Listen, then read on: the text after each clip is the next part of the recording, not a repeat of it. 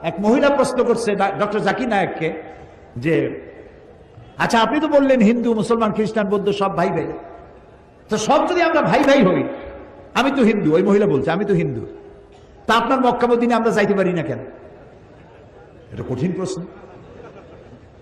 আমি চিন্তা করলাম কি জবাব দেয়, আমার কাছেও জবাব আছে, কিন্তু উনি কি বলেন সেটা শোনা দরকার।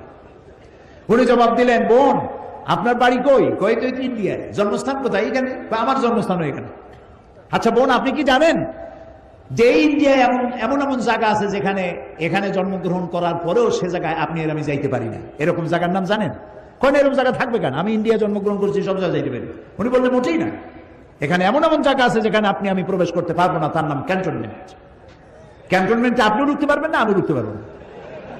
ক্যান্টনমেন্টে ঢুকবে যারা নিরাপত্তার দায়িত্বে, দেশ রক্ষার দায়িত্বে যারা আছে, যে কোনো মুহূর্তে ডাক দিয়ে বলে জান দেওয়ার